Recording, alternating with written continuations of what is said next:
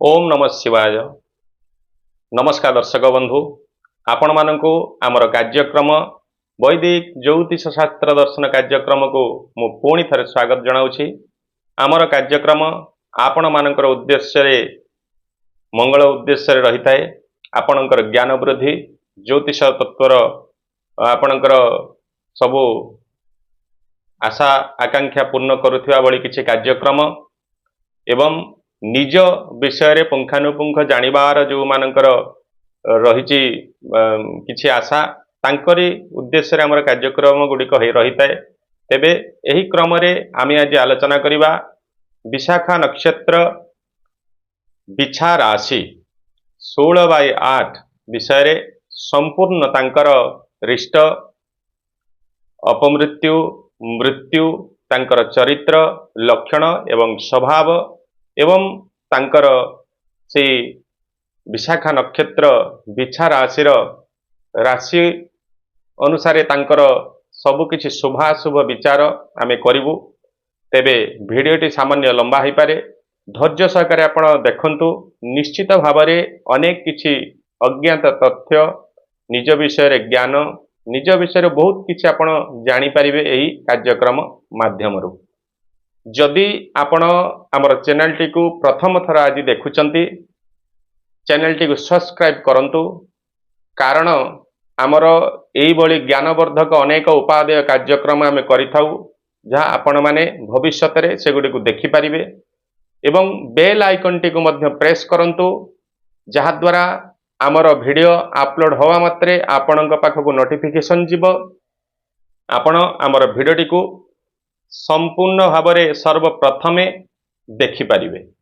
जदि आमर कार्यक्रम आपन को भल लगुच उपादेय लगुच ज्ञानवर्धक लगुच निश्चित भिडियोटी को शेयर करंतु आपणकर ज्ञाति कुटुंब परिजन बंधु निकट को सेमाने मध्य ए कार्यक्रम माध्यम निजर ज्ञान प्राप्त करंतु, निज विषय किछि जानंतु।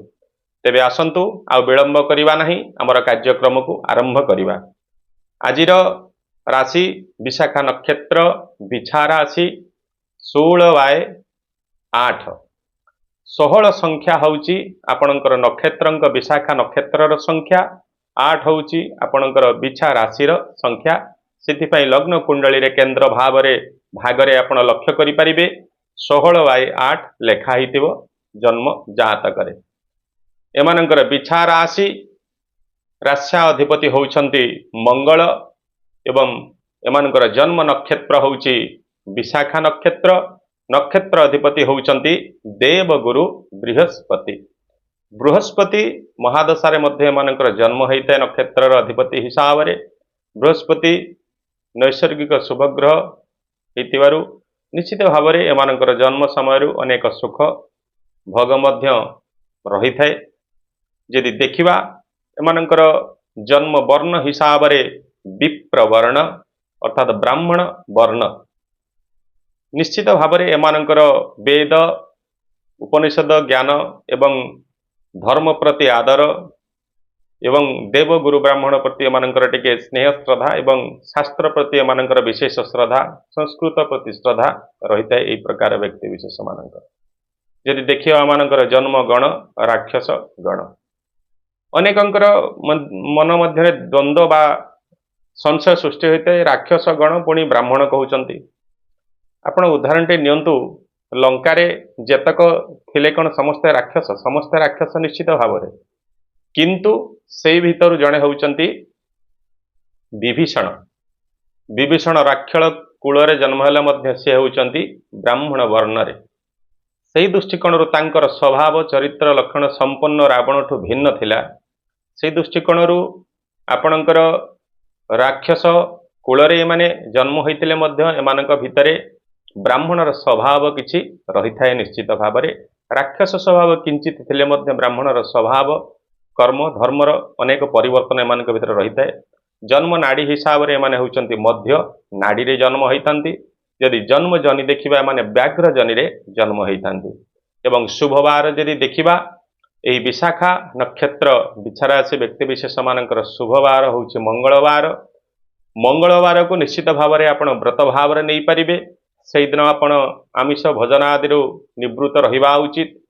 एवं से दिन में आपणकर भविष्यतर उन्नति बा किसी शुभफल प्राप्ति करने काम जहाँ कले निश्चित आपण एक शुभ फल प्राप्ति होता है।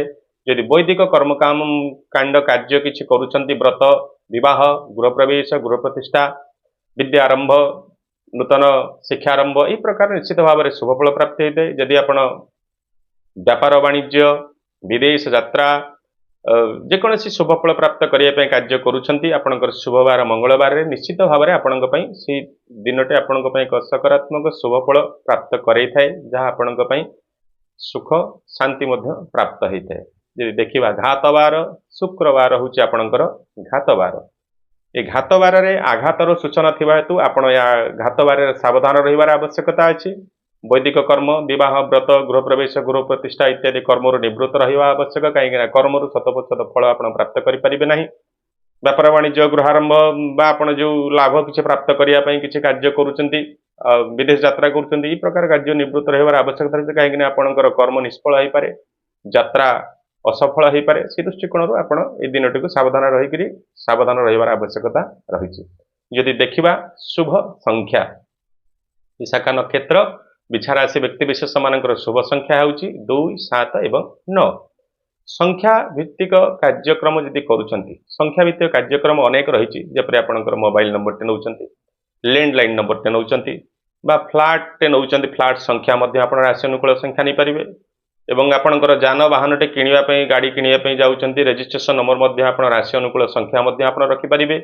जदि आप लटरी किणवार अभ्यास अच्छी शेयर मार्केट रे इन्वेस्ट करुँच निश्चित भाव में राशि अनुकूल संख्या जदि आप लटरी संख्या रखुँच शेयर गुड़िक नौ निश्चित भाव में आपंकर से कार्य लाभ प्राप्त संभावना अधिक रही जाए शुभफल आप शांति प्राप्त करते धन प्राप्त करते कर्म माध्यम एवं जदि देखा शुभ धातु आपंकर शुभ धातु हूँ स्वर्ण बा गोल्ड निश्चित भाव में पुरुष बा स्त्री जदि स्वर्ण धातु से धारण करुँच मुद्रिका हिसाब से पुओ होते बड़ा हिसाब से झीटे होते कर्णकुंडल इत्यादि अलंकार विभिन्न प्रकार रही स्वर्ण निश्चित भाव जदि अधिक धारण न कर किंचित मात्र स्वर्ण आपण शरीर को स्पर्श कर रहा भाई किसी अलंकार धारण करूँ पुरुष एवं स्त्री से स्वर्ण धातुर एक सकारात्मक शक्ति आपण प्राप्त करेंगे जहाँ आपण को मन मस्तिष्क को गोटे सुख शांति आनंद एवं प्रफुल्ल रखिब एवं सबू कर्म आपण एक आगभर हे कर्म शुभफल प्राप्त करने सक्षम रे। यदि देखा शुभ रंग आपणकर शुभ रंग हूँ विशाखा नक्षत्र विचारा से व्यक्ति विशेष मानकर लाल बा रेड कलर जीवनर रंग अनेक रही आपण यथाशक्ति यथा संभव आपणकर शुभ अनुकूल रंगटे को जब जीवन में व्यवहार करुँच निश्चित से रंग मध्यम से कर्म मध्यम से वस्तु मध्यम आपण शुभफल बा सुख शांति प्राप्त करेंगे। जपरी आपणकर वस्त्र परिधान आप राशि अनुकूल रंगर नहीं पारे आपणकर गृह रंगटे करुँच आपणकर घर रंग आप राशि अनुकूल रंग रखिपारे। जानवाहन टे किणुंट आपणकर जानवाहन रंग राशि अनुकूल रंग आप रखिपारे। एमती भी आपणकर जेकोसी द्रव्य जदि किसी किणुंट वस्तुटे आणुंट से जदि रंगर सूचना रोचे आपणकर राशि अनुकूल रंग लाल थिबार आवश्यकता रही से वस्तु आपण एक शुभ कारक एवं सकारात्मक पॉजिटिव जिनस आपन को प्राप्त कराइबो एवं से वस्तु माध्यम सुख शांति भोग करेंगे। जदि देखा आपणकर शुभ चंद्र हूँ सिंह चंद्र सिंह राशि जो दिन चंद्र अवस्थान करते शुभ चंद्र बा चंद्र शुद्धि कह जाए आपणकर वैदिक पांजी देखिले आप जानीपारे सिंह राशि कौ दिन चंद्र अवस्थान करते चंद्र शुभ चंद्र आप निश्चित भाव में वैदिक कर्म जपरी गृह प्रवेश गृह प्रतिष्ठा गृहारंभ व्रत विवाह इत्यादि कर्म गुड़िक जब आयोजन यज्ञ करुँच निश्चित भाव में से कर्मरु आप शतप्रतिशत शुभफल प्राप्ति करने सहित सुख शांति भोग करेंगे।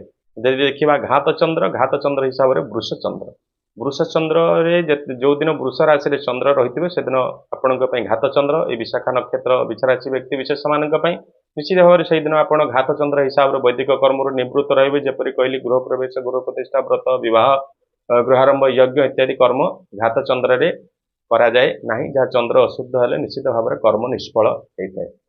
सेपरी विदेश यात्रा दूर यात्रा जानवाहन किणवा ये सब घात चंद्र रे केबे भी करवा उचित नुहे। आपण से दिनटी को आपण सावधान सह काटिकी एवं सावधान रहिबे किछि नूतन कार्य आरंभ करिबे नै काहेकि से कर्मरु आपण शुभ फल प्राप्त करि परिबे नाही। जदि देखिबा आपणकर शुभ नक्षत्र विशाखा नक्षत्र होची आपणकर शुभ नक्षत्र पंजिकार देखिले आपण जानि परिबे जो दिन विशाखा नक्षत्र रहउची से दिन शुभ नक्षत्र बा तारा शुद्धि कहा जाय।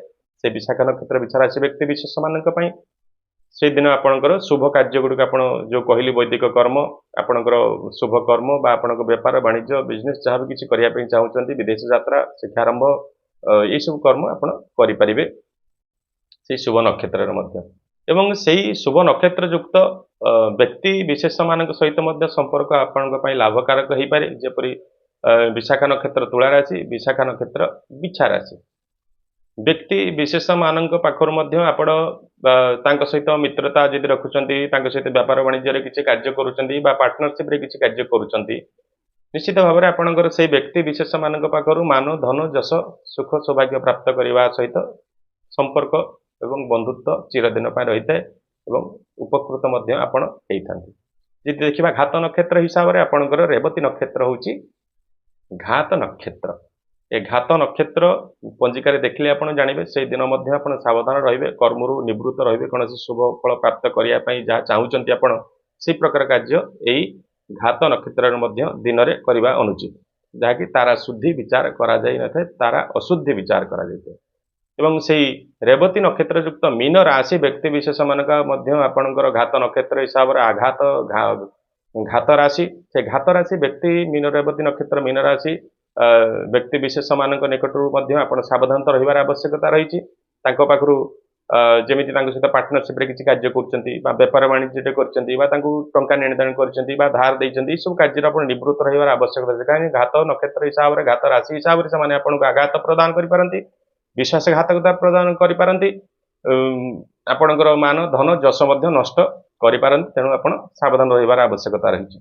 जदि देखिबा आपणकर शुभ दिग होछि आपणकर उत्तर दिग जदि आपणकर जागा बाड़ी भूमि क्रय करूचंती उत्तर दिग को आगौचंती व्यापार वाणिज्य करके उत्तर दिग को जाउचंती बा जॉब टे पई बा चाकरी टे पई बा उच्च शिक्षा पई उत्तर दिग को जदि आपण जाउचंती व्यापार वाणिज्य पई सब क्षेत्र रे आपण से दिगरो शुभ फल प्राप्त करिवे तेणु आपण ध्यान देबा उचित जे आपण किछि शुभ कार्य करिया पई जदि आगौचंती दिग हिसाब रे उत्तर दिग को आपण आगे पारिबे। जदि आपणकर देखिबा घात लग्न आपणकर बिछा लग्न अर्थात बिछा लग्न जते समय चली अपन सावधान रहिबार आवश्यकता अछि अर्थात आमर दिन राति मिसिकी 24 घंटा रे आमर 12टी लग्न भोग होइଥାଏ आ से 12टी लग्न प्रत्येक लग्न 2 घंटा लेखाए भोग होइଥାଏ एवं से प्रत्येक दिन रे देखिबे आपनकर से 2 घंटा जो आपन बिछा लग्न को समय भितर रहउची पंजिकार देखिले आपण जानि परिबे आ से 2 घंटा समय आपण निश्चित भाव में सावधान रहिबे किछि कार्य नूतन कार्य आरंभ ई सब करबा अनुचित आपनकर विशाखा नक्षत्र बिछा राशि व्यक्ति विशेष माने जदि देखिबा आपनकर घात तिथि होची पंचमी दशमी एवं पूर्णिमा तिथि एई तिथि को आपण वर्जन करबा उचित एवं कोन शुभ कार्य करबा अनुचित। राशि नामाक्षर जदि देखिबा आपनकर राशि नामाक्षर होची न एवं ज आपण जेतेबेले आपण राशि नामाक्षर निजर नाम रखुचंती से नाम माध्यम सुनाम अर्जन करबा सहित मान धन जश सौभाग्य मध्य आपण प्राप्त करिवे। आमर शास्त्र रे कहा जायछि नाम किपरि हवा उचित जेपरि आपणकर इष्ट देव इष्ट देवी आपणकर गुरु ब्राह्मण पिता माता एही प्रकार नाम परम पुरुष नारायण राम कृष्ण इत्यादिंकर नाम आपण धारण कले बा आपण पिला छुआ मानकु देले निश्चित भाव से नामरु आपण सुख शांति सौभाग्य भोग करिवे। किंतु विडंबनार कथा वर्तमान आमे आधुनिकतार चाकचक्य बशवर्ती होकर आमर नाम गुड़ी को आम जो रही सब नाम अनेक सहस्र नाम रही अर्थात 1000 नाम 100 नाम 100 नाम यही प्रकार आम देवादेवी मानकर अनेक इष्ट देवादेवी मानकर ना रही सुंदर मधुर एवं मनोरम एवं शांति प्रदायक मोक्ष प्रदायक नाम रही किंतु से नाम गुड़ी को आमको कौन लगुच ओल्ड लगुच पुराणा लगुच से नाम गुड़ी को आम छुआ मान देदेले आम छुआ नष्ट हो से आधुनिक हो पारे लोक पसंद करेंगे यही प्रकार आमर जो रही गोटे कुश्चित मानसिकता द्वारा आम ग्रसित होइकी पाश्चात्य को अनुकरण करुचु पाश्चात्य संस्कृति को अनुकरण करुचु पाश्चात्य नाम जो शब्द रही विकृत शब्द विकृत अर्थ से प्रकार नाम आम छुआ मान दौचु आम भावुचु आम छुआ पूरा गोटे मॉडर्न होगला आधुनिक होगला एवं से गोटे विश्वविख्यात हो भावना दौचु किंतु से किछि हवार संभावना नहीं ସେଇ ଯୋଉ ପରିସ୍ଥିତି ସେଇ ପରିସ୍ଥିତି ରହିବ, କିନ୍ତୁ ସେ ନାମ ମାଧ୍ୟମରୁ ଯୋଉ ଆପଣ ଯେତିକି ଉପକୃତ ହବା କଥା ବା ସେ ଛୁଆ ଯେତିକି ସୁଖ ଶାନ୍ତି ପାଇବା କଥା ସେ ପାଇପାରିବ ନାହିଁ। ଆମର ନାମର ମହତ୍ଵ ହଉଛି ନାମ ସ୍ମରଣରେ ଶାନ୍ତି, ଉଚ୍ଚାରଣରେ ମୋକ୍ଷ ଏବଂ ଶ୍ରବଣରେ ତାର ମଙ୍ଗଳ। ଶାସ୍ତ୍ରରେ କୁହାଗଲା ଏ ନାମର ମହତ୍ଵ। ଆମର ବାର୍ଦ୍ଧକ୍ୟ ଅବସ୍ଥାରେ ଆମେ ମାୟାରେ ଭ୍ରମିତ ହେଇକିରି ବଶବର୍ତ୍ତୀ ହେଇକିରି ସେଇ ସମୟରେ ଆମର କୌଣସି ଦେବା ଦେବୀଙ୍କର ନାମ ପରମ ପୁରୁଷ ନାରାୟଣ ରାମ କୃଷ୍ଣ ଇତ୍ୟାଦିଙ୍କର ନାମ ଇତ୍ୟାଦି ସ୍ମରଣକୁ ଆସିଥାଏ। ମାୟାର ଆଚ୍ଛନ୍ନ ହେଇକିରି କେବଳ ସଂସାରରେ ଆମର ସେଇ ସନ୍ତାନ ମାନଙ୍କର ନାମ ଗୁଡ଼ିକ ସ୍ମରଣ ଆସିଥାଏ। ସୌଭାଗ୍ୟବଶତଃ ଯଦି ଆମେ ସେ ଛୁଆମାନଙ୍କର ନାମ ଆମେ ସେଇ ପରମ ପୁରୁଷ ନାରାୟଣ କୃଷ୍ଣ ରାମ ଇତ୍ୟାଦି ଆମର ଦେବ ବ୍ରାହ୍ମଣ ଗୁରୁ ପିତାମାତାଙ୍କର ନାମ ଅନୁସାରେ ନାଁ ଗୁଡ଼ିକ ଆମେ ରଖିଥାଉ, ନିଶ୍ଚିତ ଭାବରେ ଆମେ ସେଇ ଅନ୍ତ ସମୟରେ ଅଜ୍ଞାତବଶତଃ ସେ ନାମ ଗୁଡ଼ିକ ଆମ ପାଟି ଭିତରକୁ ଆସିଥାଏ, ସ୍ମରଣରେ ଆସିଥାଏ, ଚିନ୍ତନରେ ଆସିଥାଏ, ଯାହାକି ଆମେ ଅଜ୍ଞାତରେ ମଧ୍ୟ ଆମେ ବୈକୁଣ୍ଠ ଧାମ ପ୍ରାପ୍ତି ମୋକ୍ଷ ପ୍ରାପ୍ତି ଯୋଗ ନାରାୟଣଙ୍କର ସାନ୍ନିଧ୍ୟ ଲାଭ କରିଥାଉ, ପରମ ପୁରୁଷ ନାରାୟଣଙ୍କର। ଏବଂ ଆଉ ଜୀବନ ଯାକ ଆପଣ ଯେତେ ଥର ସେ ଛୁଆକୁ ସେଇ ରାମ ବା କୃଷ୍ଣ ବା ଯାହାବି ଆପଣ ସେଇ ନାମ ଆମର ଇଷ୍ଟ ଦେବାଦେବୀମାନଙ୍କର ନାମ ଡାକିଛନ୍ତି, ଭାବି ନିଅନ୍ତୁ ଆପଣ ସେତେ ଜପ କରିଛନ୍ତି ସେଇ ଦେବଙ୍କୁ ଜୀବନ ଯାକର, ଯଦି ସହସ୍ର ନାମ 1008 ଲକ୍ଷ 8 ଏଭଳିଆ ଜପ ଆପଣ କରିସାରିଛନ୍ତି ଡାକି ଡାକି ସେ ନାମ ମାଧ୍ୟମରେ, ଏବଂ ସେ ନାମ ମାଧ୍ୟମରେ ଆପଣଙ୍କର ପୁଣ୍ୟ ପ୍ରାପ୍ତ ହେଇଛି, ଧର୍ମ ପ୍ରାପ୍ତ ହେଇଛି, ମୋକ୍ଷ ପ୍ରାପ୍ତ ହବ ଏବଂ ଆପଣ ସ୍ୱର୍ଗ ପ୍ରାପ୍ତି ହବାର ଯୋଗ ମଧ୍ୟ ସୃଷ୍ଟି ହବ। ତେଣୁ ନାମର ମହତ୍ଵ ଅନେକ ରହିଛି। କଳିଯୁଗ ହଉଛି ନାମ ପ୍ରଧାନ।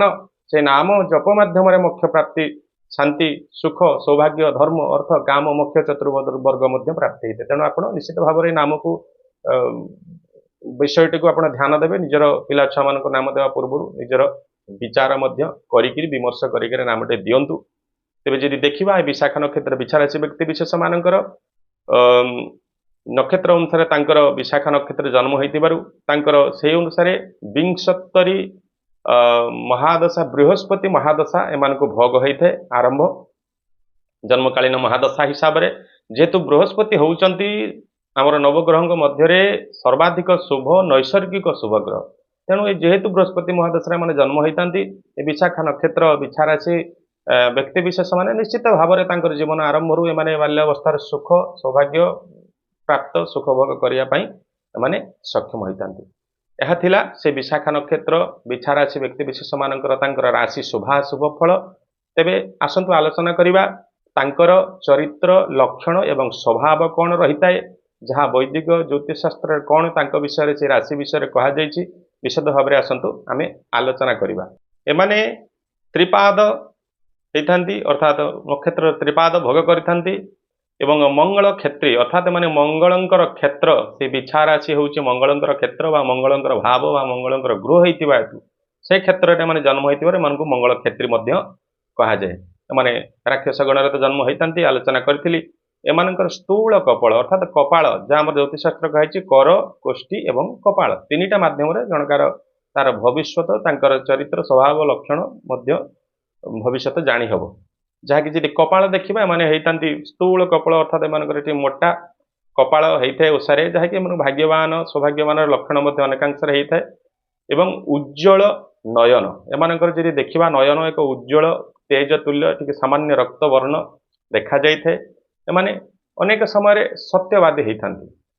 ଏମାନେ ରାକ୍ଷସ କୁଳରେ ଜନ୍ମ ହେଇଥିବାରୁ ଜିଦଖୋର ସ୍ୱଭାବ, ଯୁଦ୍ଧକର ମନୋବୃତ୍ତି, ପରାଜୟ ଏମାନଙ୍କୁ କେବେ ସ୍ୱୀକାର ହେଇନଥାଏ। ଏମାନେ ଯାହା ବି ହେଇଯାଉ, ଯେକୌଣସି କ୍ଷେତ୍ରରେ କାହା ହାରିବା ଲୋକ ନୁହନ୍ତି, ଯୁଦ୍ଧ ହେଇଯାଉ ପ୍ରଳୟ ହେଇଯାଉ ଏମାନେ, ସେଥିପାଇଁ ଅନେକ ସମୟରେ ଏମାନଙ୍କର ପାଟିତୁଣ୍ଡ ଝଗଡ଼ା ମଧ୍ୟ ଅନେକାଂଶ ଜୀବନରେ ଘଟିଥାଏ ଏ ପ୍ରକାର ବ୍ୟକ୍ତି ବିଶେଷ ମାନଙ୍କର। ତେଣୁ ଏମାନେ ସତ୍ୟର ମଧ୍ୟ ଆଶ୍ରୟ ହେଇଥାନ୍ତି। ସତ୍ୟ ପ୍ରତି ଏମାନେ ମଧ୍ୟ ତାଙ୍କର ଥାଏ, ଯେପରି ବିଭୀଷଣ କଥା କହିଥିଲି, ରାକ୍ଷସ କୁଳରେ ହେଇଥିଲେ ମଧ୍ୟ ସ୍ୱଭାବ ହେଇଥିଲେ ମଧ୍ୟ ଏମାନେ ସତ୍ୟ ପଥକୁ ଅନୁସରଣ କରିଥାନ୍ତି। ଏମାନେ ଅନେକ ସମୟ ଦୟାବନ୍ତ ହେଇଥାନ୍ତି, ଏମାନେ କ୍ରୋଧୀ ମଧ୍ୟ ହେଇଥାନ୍ତି। ଅନେକ ସମୟରେ ଏମାନେ ଯେତେବେଳେ କ୍ରୋଧ ଅବସ୍ଥାରେ ତାଙ୍କର କ୍ରୂରତା ସ୍ୱଭାବ ମଧ୍ୟ କିଛିକାଂଶରେ ଦେଖା ଦେଇଥାଏ ଏବଂ ଏମାନେ ସୁନ୍ଦର ଆକର୍ଷଣୀୟ ହେଇଥାନ୍ତି। ସ୍ତ୍ରୀ ହେଇଥିଲେ ନିଶ୍ଚିତ ଭାବରେ ଅନେକ ସୌନ୍ଦର୍ଯ୍ୟରେ ପରିପୂର୍ଣ୍ଣ ରହିଥାଏ ଝିଅଟି। ଏବଂ ଶରୀରରେ ଯଦି ଦେଖିବା ପିତ୍ତ ପ୍ରକୋପ ଟିକେ ଅଧିକ ରହିଥାଏ, ଯାହା ପିତ୍ତ ପ୍ରକୋପ ଦ୍ୱାରା ତାଙ୍କର ପିତ୍ତ ସମ୍ବନ୍ଧୀୟ ସମସ୍ୟା, ମୁଣ୍ଡ ବୁଲେଇବା, ଘୂର୍ଣ୍ଣନ ହେବା ଏହି ପ୍ରକାର ସମସ୍ୟା ବା ଚର୍ମ ସମ୍ବନ୍ଧୀୟ କିଛି ରୋଗ ମଧ୍ୟ ଏମାନଙ୍କୁ ଭୋଗ ହେଇଥାଏ। ଏମାନେ ଜଳରେ ସ୍ପର୍ଶ ମାତ୍ରେ ଏମାନଙ୍କୁ ପରିସ୍ରା लगी थाए जल स्पर्श मात्रा से गोड़ धोते भी जब जाऊँ जल स्पर्श कले परिस्रा आगे प्रथम लगी थाए प्रकार किसी लक्षण एमानकर थाए एमानकर जदि मुख देखा नासा एमानकर सामान्य टिके लंबा बा दीर्घ रही थाए एमाने निश्चित भाव में पर द्वारा युक्त अर्थात द्वारा अर्थ स्त्री एमाने पर स्त्री प्रति टिके तांकर नजर बा तांकर प्रति श्रद्धा बा तांकर सहित संपर्क रखिबा तांकर सहित कथबार्ता करिबा तांकर सहित टिके मिसिबा बंधुत्व रखिबा एई प्रकार भावना रही थाए निश्चित भाव में कथा टिके एते शोभनीय नुहे से दृष्टिकोण किंतु एमानकर से स्वभाव थाए तेणु ये विशाखा नक्षत्र विचारासी व्यक्ति विशेष माने निजर चरित्र स्वभाव परिवर्तन कले आपण अनेक समस्या बंचीजे यही स्वभाव द्वारा आपण समाज में निंदित अपमानित एवं सांसारिक जीवन कष्टपूर्ण किसी कांशरे भोग हो जाए तेणु आप सावधान रहीबार अच्छी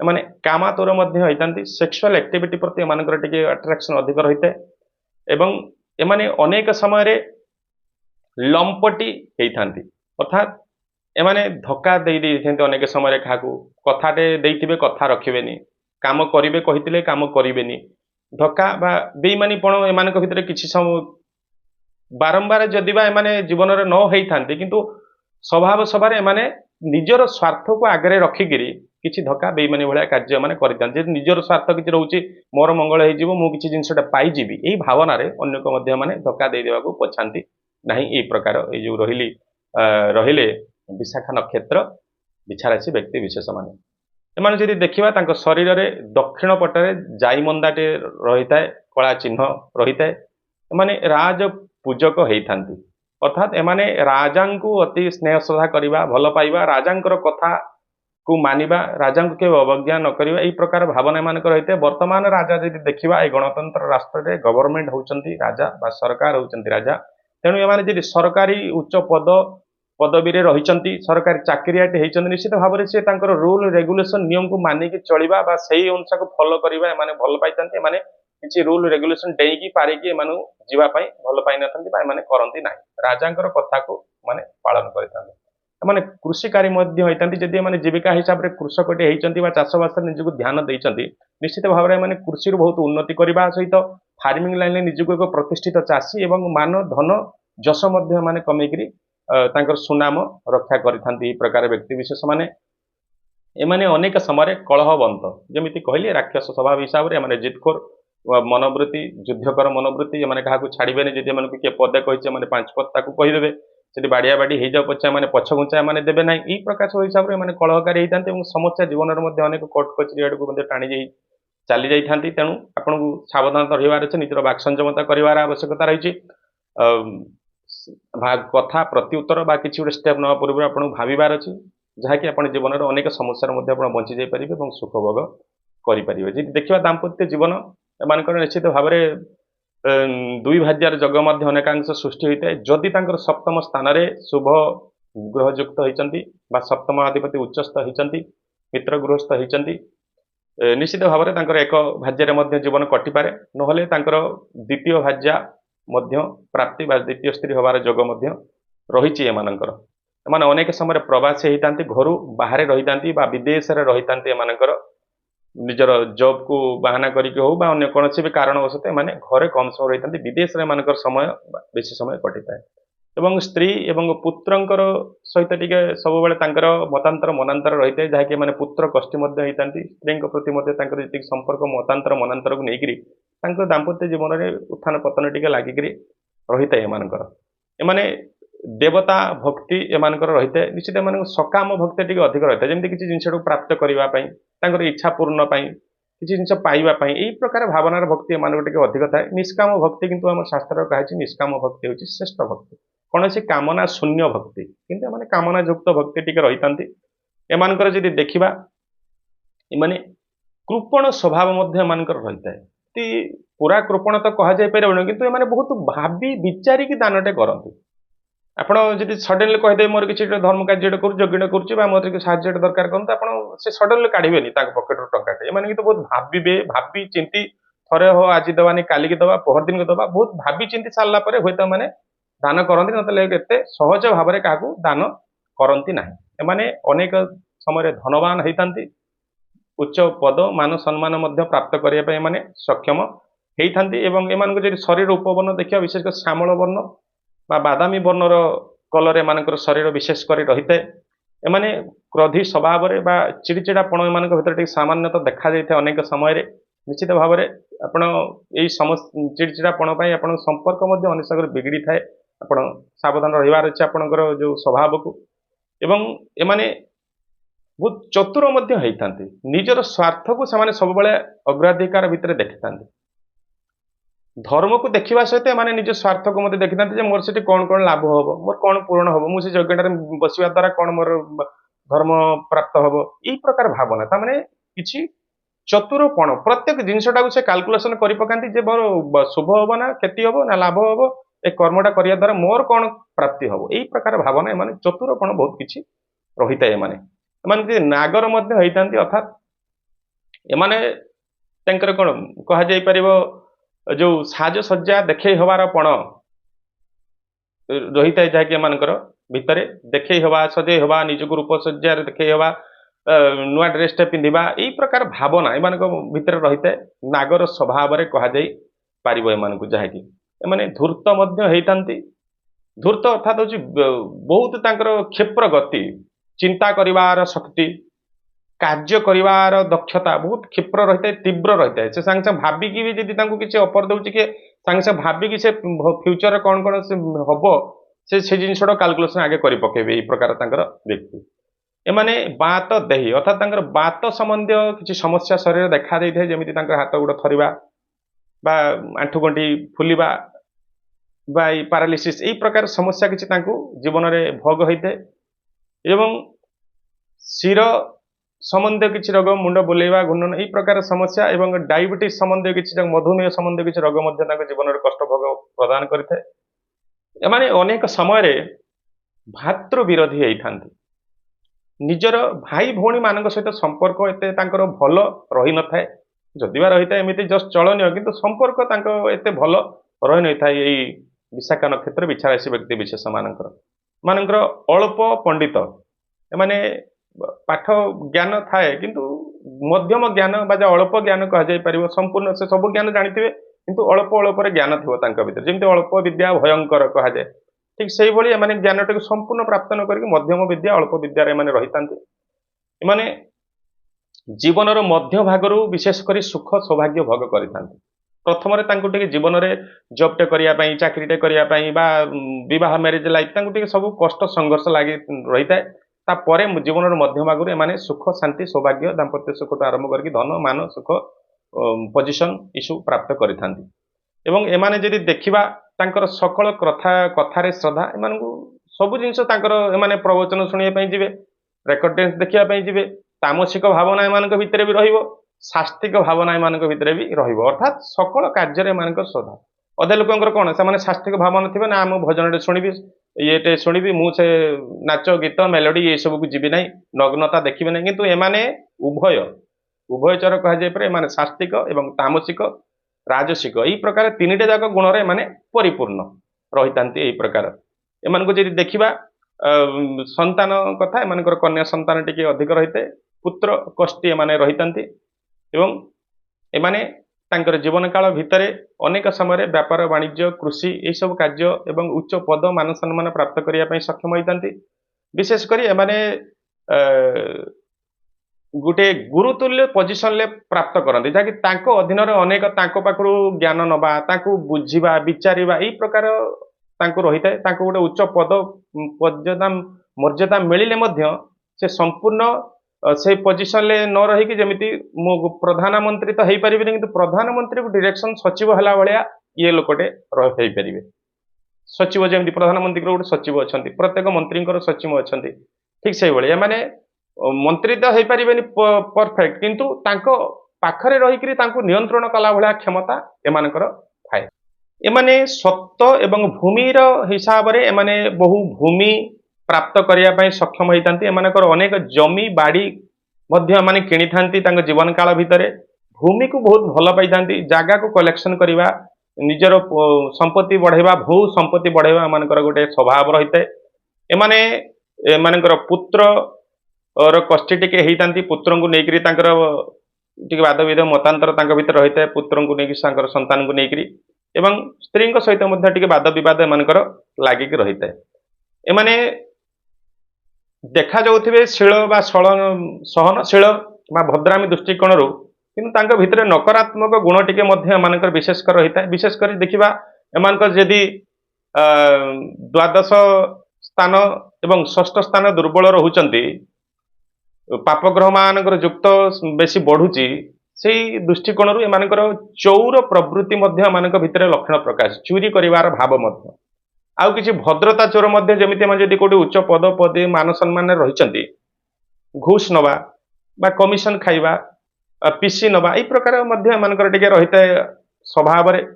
ଯଦି ଦେଖିବା ରୋଗ କାରକ ହିସାବରେ ଏମାନଙ୍କର ମୁଖ ବ୍ରଣ ରୋଗ, କିଛି ଦନ୍ତ ରୋଗ ମଧ୍ୟ ଏମାନଙ୍କୁ କଷ୍ଟ ଭୋଗ କରିଥାଏ ଏବଂ ଭାତୃ ପୀଡ଼କ ହେଇଥାନ୍ତି। ଭାତୃ ଭାଇ ଭଉଣୀ ମାନଙ୍କ ସହିତ ଏମାନଙ୍କର ବାଦ ବିବାଦ ସବୁବେଳେ ଲାଗିକି ରହିଥାଏ। ଏମାନେ ପରାକାଗ୍ନି ଅର୍ଥାତ୍ ଏମାନେ ପରାକ୍ରମଶୀଳ ରହିଥାନ୍ତି। ସବୁବେଳେ ତାଙ୍କର କାର୍ଯ୍ୟ କରିବା ଦକ୍ଷତା ବହୁତ ଏମାନଙ୍କର କାପାସିଟି ରହିଥାଏ, ବ୍ୟକ୍ତିତ୍ୱର ପରାକ୍ରମ। ମାନେ ଯେକୌଣସି କାର୍ଯ୍ୟକୁ ଛାଡ଼ିଦେଲେ କାମ କରିବେ। ବିଶେଷ କରି ଏମାନଙ୍କୁ ଯଦି ସୈନ୍ୟ ବାହିନୀ, ପୁଲିସ ବା ସେନା ଇତ୍ୟାଦି କାର୍ଯ୍ୟରେ ଏମାନେ ବହୁତ ନିପୁଣ ରହିଥାନ୍ତି ଏବଂ ଉଚ୍ଚ ପଦ ମାନ ସମ୍ମାନ ପ୍ରାପ୍ତ ଏମାନେ କରିଥାନ୍ତି।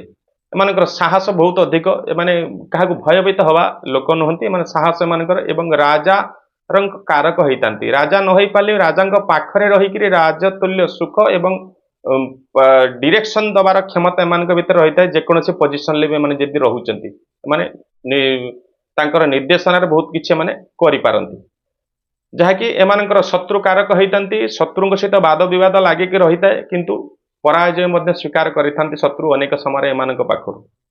ଏମାନଙ୍କର ରାଶି କାରକ ମଙ୍ଗଳ, ସେଇ ଦୃଷ୍ଟିକୋଣରୁ ଏମାନଙ୍କର ଅନେକ ସମୟରେ କିଛି ଅପରେସନ ଯୋଗ ମଧ୍ୟ ସୃଷ୍ଟି ହେଇଥାଏ। ରକ୍ତ ସମ୍ବନ୍ଧୀୟ କାରକ, ରକ୍ତ ଅଶୁଦ୍ଧତା, ବ୍ଲଡ ଇନଫେକ୍ସନ, ଏଇ ପ୍ରକାର କିଛି କାରକ ରୋଗ ମଧ୍ୟ ଏମାନଙ୍କୁ ବିଶେଷ କରି ଭୋଗ ହେଇଥାଏ। ସେକ୍ସୁଆଲ ଆକ୍ଟିଭିଟି ଏବଂ ସେକ୍ସ ପ୍ରତି ଏମାନଙ୍କର ସ୍ୱତନ୍ତ୍ର ଆକର୍ଷଣ ମଧ୍ୟ ଏମାନଙ୍କର ରହିଥାଏ। ଯଦି ଦେଖିବା ଏମାନଙ୍କର ରୋଗ କାରକ ହିସାବରେ ପିତ୍ତାଧ୍ୟକ୍ଷ, ପିତ୍ତ ଅଧିକ ଏମାନଙ୍କୁ ରୋଗ ଦେଖାଯାଇଥାଏ। ପିତ୍ତ, ବାତ, ପିତ୍ତ, କଫ ସମ୍ବନ୍ଧୀୟ ରୋଗ ଏମାନଙ୍କୁ ଅଧିକ କଷ୍ଟ ଭୋଗ ପ୍ରଦାନ କରିଥାଏ। ମୁଖ ବ୍ରଣ ତ କହିଲି, ଆଲୋଚନା କଲି ମୁଖ ବ୍ରଣ, ପିଠି ପୃଷ୍ଠ ବ୍ରଣ, ପିଠିରେ ବ୍ରଣ, ବିଷାକ୍ତ ବ୍ରଣ ଦ୍ୱାରା ମଧ୍ୟ ସେ କଷ୍ଟ ଭୋଗ କରିଥାନ୍ତି। କଫ, ଶ୍ୱାସ, କଣ୍ଠା ରଦ୍ଧ ବା ଶ୍ୱାସ କଫ ଦ୍ୱାରା କଣ୍ଠ ବନ୍ଦ ହବା ବା ନିଜ ସ୍ୱରର ପରିବର୍ତ୍ତନ ବା କଥା କହିବାରେ ଟିକେ ତାଙ୍କୁ ବାଧା, ଏଇ ପ୍ରକାର ଅନେକ ସମୟ ତାଙ୍କୁ କଷ୍ଟ ଭୋଗ ହେଇଥାଏ। ଯେ ଦେଖିବା ବସନ୍ତ, ହାଡ଼ପୁଟି, ମିଳିମିଳା, ଏଇ ପ୍ରକାର ସମସ୍ୟା ମଧ୍ୟ କିଛି ତାଙ୍କୁ କଷ୍ଟ ଭୋଗ କରିଥାଏ। ବିଷାକ୍ତ ଫୋଟକା ଶରୀରର ରୋଗ ପୀଡ଼କ ମଧ୍ୟ ତାଙ୍କୁ ହୋଇଥାଏ ଅନେକ ସମୟରେ। କଣ୍ଡୁ ସମ୍ବନ୍ଧୀୟ କିଛି ରୋଗ, ରକ୍ତସ୍ରାବ, ରକ୍ତ ଦୂଷିତ ହେବା, ବ୍ଲଡ ଇନଫେକ୍ସନ ହେବା, ଏଇ ପ୍ରକାର ରୋଗ ମଧ୍ୟ ତାଙ୍କୁ ଭୋଗ ହେଇଥାଏ। ଏବଂ ଆମାଶୟ ସମ୍ବନ୍ଧୀୟ କିଛି ରୋଗ, ଯାହାକି କଷ୍ଟ ତାଙ୍କୁ ମଧ୍ୟ ଭୋଗ ପ୍ରଦାନ କରିଥାଏ। ମଳ ଦ୍ୱାର ସମ୍ବନ୍ଧୀୟ ମର୍ଷ, ମଳକଣ୍ଟକ, ଭଗନ୍ଦର, ଏହି ସମ୍ବନ୍ଧୀୟ କିଛି ରୋଗ ମଧ୍ୟ ତାଙ୍କ ଜୀବନରେ କଷ୍ଟ ପ୍ରଦାନ କରିଥାଏ। ଏବଂ ଯଦି ଦେଖିବା ଦନ୍ତଶୂଳ ରୋଗ, ଦାନ୍ତ ଘା ହେବା, ପୋକ ଖାଇବା, ଏଇ ପ୍ରକାର କିଛି ରୋଗ ବା ପରିସ୍ରା ସମ୍ବନ୍ଧୀୟ ପରିସ୍ରା ଇନଫେକ୍ସନ, ଯୋଉଟା ୟୁରିନ୍ ଇନଫେକ୍ସନ ବା ମୂତ୍ରଗୁଚ୍ଛ ବା ବାରମ୍ବାର ରୋକିକି ଅଟକି ଅଟକିକି ମୁତ ହେବା, ମୁତ ମାଡ଼ିବା, ଡାଇବେଟିସ୍, ବହୁମୂତ୍ର ରୋଗ ମଧ୍ୟ କିଛି କାଂଶରେ ଏମାନଙ୍କୁ ଭୋଗ ହେଇଥାଏ।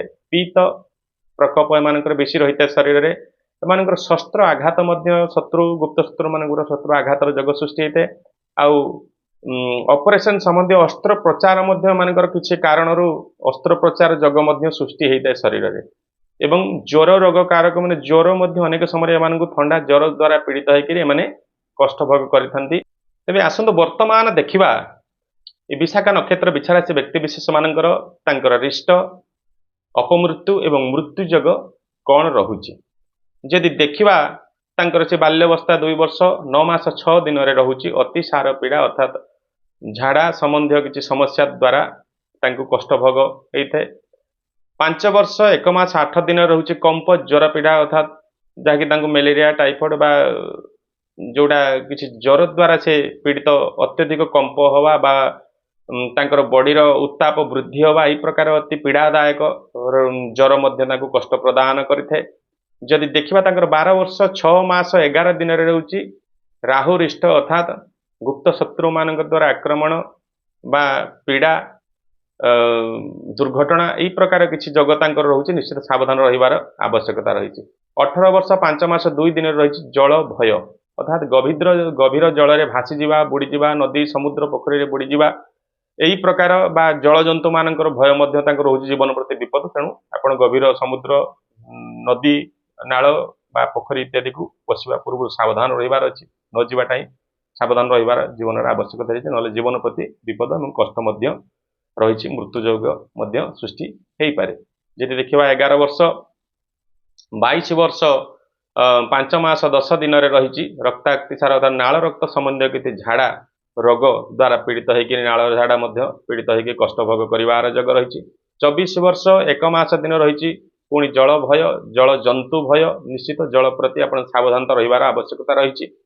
जदि देखिए आपणकर 28 वर्ष 5 मास 10 दिन रही चिंता ज्वर अर्थात कौन से एक जीवन एक अघटन घटना घटव जहाँ भी आपण भावी भावे कि चिंतित हेबे एवं से चिंता माध्यम आप ज्वर एवं मानसिक जंत्रणा अशांति भोग अति गुरुत्वपूर्ण विषय जहाँ आपन को शॉक करिवो जीवन को रिएक्शन करिवो माइंड को से प्रकार घटना घटवार अच्छी। तेणु आप सावधान रही चलवार आवश्यकता रही। 35 वर्ष रे पुणी रही से जलजंतु मान कुंभीर साप सर्प इत्यादि जलजंतु जी रोचे विषाक्त पाखर भय रोचे आप निश्चित भाव में सावधान रहिबार आवश्यकता रही। 44 वर्ष रही आपणकर बुध केन्द्र कष्ट अर्थात आपणकर वाक् शक्ति नष्ट हवा कथबार्ता बा बुद्धि शून्य हवा बा आपणकर स्मरण शक्तिर ह्रास हवा यही प्रकार मानसिक अवसाद अशांति डिस्टर्बेंस माइंड डिस्टर्बेंस यही प्रकार किसी कष्ट भोग रही जहाँकि आप सावधान रहिबार आवश्यकता रही। से अननेसेसरी चिंता बा मैटर भितर न पशिकी आप निजर समस्या बंची जाई पारे। जदि देखा आपणकर यही सब रिष्टरू जदि आप बंचुंट रिष्टरू गोटे लोक बा जीव केमिति मुक्ति पाई थे अर्थात जदि प्रारब्धर पुण्यबल ता सहित अच्छी ये जीवन जदि गुरु ब्राह्मण पिता माता आशीर्वाद प्राप्त करिसेंती समस्त शुभकामना प्राप्त करिसेंती देवतांकर आशीर्वाद प्राप्त करिसेंती निश्चित भाव में निजर मृत्यु को आयुष को से रिष्टरू काटिक आग को जीवे एवं आग को जाकि जदि देखा रही 72 वर्ष 5 मास 20 दिन ये रही एक मारक जग पीड़ा ये मारक जग पीड़ा रे से मृत्युतुल्य पीड़ा बा मृत्यु जग सृष्टि हो पाए जदि पुण्य बल प्रारब्धर पुण्य फल एवं समस्त देवगुरु ब्राह्मण आशीर्वाद प्राप्त करिसेंती एई मारक पीड़ा से आग को जीवे एवं 82 वर्ष 5 मास 3 दिन सर्व आयु पूर्ण भोग एवं मृत्यु जग सृष्टि हम एवं से इह धामर जीवन परित्याग करेंगे एवं विशेषकर मुंड बा शिर संबंध किसी रोग द्वारा पीड़ित होकर मृत्यु जग सृष्टि हम। दर्शक बंधु यह थिला सही विशाखा नक्षत्र बिछाराशि व्यक्ति विशेष मानकर संपूर्ण राशि शुभाशुभ चरित्र लक्षण स्वभाव एवं रिष्ट अपमृत्यु मृत्यु जग विषय कथा किंतु मु आपन गोटे कथा कही रखिबा चाहे यही विशाखा नक्षत्र युक्त बिछाराशि व्यक्ति विशेष मानकर समस्तंकर जन्मकालीन लग्न कुंडली एवं गृहस्थिति समान नुहे कहार लग्न कुंडली राजयोग कहार लग्न कुंडली दुर्योग सृष्टि होती से दृष्टिकोण मो जो कथा कहली 19 भी सही पारे किए अत्यधिक सुख शांति आनंद रोकवा स्थले किए अत्यधिक कष्ट दरिद्र एवं दुखी जीवन काटि पारे तांकर लग्न कुंडली ग्रहस्थिति कालसर्प दोष इत्यादि अनेक दोष रही राजयोग अनेक रही तेणु आपण यही कथा गुड़िक शुणी आपण जो कथा गुड़िक कहली आलोचना माध्यम किसी नकारात्मक किसी सकारात्मक कथा कथा गुड़िक शुणी आपण चिंतित भयभीत दुखित बा क्रोधित किए हो पारती किंतु हबार आवश्यकता नहीं आपण निजको चिंता करंतु ज्योतिषर अर्थ ही से ज्योतिष माध्यम कहार भाग्य परिवर्तन करा जाई पारे नहीं ज्योतिष केवल निजर भाग्य को से देखई पारिबो सूचना दे पारिबो आपण को पथ देखई पारिबो आपण सही भाविकी आपण आपणकर सकारात्मक भावना चलतु ये जो सकारात्मक कथा गुड़िक कहले आपण जीवन में जब से गुड़ी नहीं कि भविष्य गठन करुँच आग को बढ़ुं निश्चित सफलतार हार अधिक रहिबो जो नकारात्मक कथा गुड़िक रही आप चरित्र लक्षण जदि आप सुधार करुँच अनेक कष्टरू इष्टरू ବଞ୍ଚି ଯାଇପାରିବେ ଏବଂ ଜୀବନ ମଧ୍ୟ ଅନେକାଂଶରେ ସୁଖ ଶାନ୍ତିରେ ଆପଣ ଭୋଗ କରିପାରିବେ। ତେଣୁ ଏଇ କଥା ଗୁଡ଼ିକୁ ନେଇକରି ଆପଣ ଅଯଥା ମତାନ୍ତର କରିବା ବା କଟୁ ମନ୍ତବ୍ୟ ବା କମେଣ୍ଟରେ ଦବା, ଆପଣ ଏଟା କହିଲେ ମୋର ସେଟା ହଉନି, ଆପଣ ଏମିତି କହିଲେ ମୋର ସେଟା ହଉଛି, ମୁଁ ଏମିତି ହଉଛି ସେମିତି ହଉଛି, ଅନେକ କଥା ରହିଛି, ଅନେକ ଲୋକଙ୍କର ଭାବନା। ତେଣୁ ଆପଣ ନିଜକୁ ସାବଧାନ କରନ୍ତୁ, ସୁଧାରନ୍ତୁ ଏବଂ ଭବିଷ୍ୟତକୁ ସୁଧାରିଯିବ। ଭାଗ୍ୟ ଜ୍ୟୋତିଷ ପରିବର୍ତ୍ତନ କରିବନି, ପରିବର୍ତ୍ତନ କରିବେ ଆପଣ ନିଜ ଆପଣଙ୍କର ଭାଗ୍ୟକୁ। ନିଜକୁ ପରିବର୍ତ୍ତନ କେମିତି କରିବେ? ଆପଣଙ୍କୁ ନିଜକୁ ଜାଣିଲେ ତ ଆପଣଙ୍କ ଭାଗ୍ୟ ପରିବର୍ତ୍ତନ ଆପଣ କରିବେ। ଜ୍ୟୋତିଷର ଅର୍ଥ ସେୟା, ଆପଣଙ୍କୁ ଜଣେଇ ଦିଆଗଲା ଆପଣଙ୍କର ସକାରାତ୍ମକ ନକାରାତ୍ମକ ଗୁଣ। ଆପଣ ସାବଧାନ ହେବେ, ଆପଣ ଭାଗ୍ୟକୁ ଆପଣ ନିଜେ ପରିବର୍ତ୍ତନ କରିବେ, ଭାଗ୍ୟକୁ ଆପଣ ନିଜେ ଗଢ଼ିବେ ଏବଂ ସୁଖ ସୌଭାଗ୍ୟ ଧର୍ମ ଅର୍ଥ କାମ ମୋକ୍ଷ ଚତୁର୍ବର୍ଗ ପ୍ରାପ୍ତ କରିବେ ଏବଂ ଆପଣଙ୍କର ସବୁ କିଛି ଇଚ୍ଛା ସଂସାରରେ ପୂର୍ଣ୍ଣ କରିବେ। ଏହା ହିଁ ହେଉଛି ଜ୍ୟୋତିଷର ସାର ତତ୍ତ୍ୱ। ତେବେ ଦର୍ଶକ ବନ୍ଧୁ, ଏହି ଆଜିର ଆଲୋଚନା ଆମେ ଆଜି ଏଇଠି ସମାପ୍ତ କରିବା। ପୁଣି ଥରେ ଆଗାମୀ ଅଧ୍ୟାୟରେ ଏକ ନୂତନ କାର୍ଯ୍ୟକ୍ରମ ମାଧ୍ୟମରେ ଆପଣଙ୍କ ସହିତ ମୋର ଦେଖା ହେବ। ସେତେବେଳେ ଯାଏ ଓମ୍ ନମଃ ଶିବାୟ, ଜୟ ଜଗନ୍ନାଥ।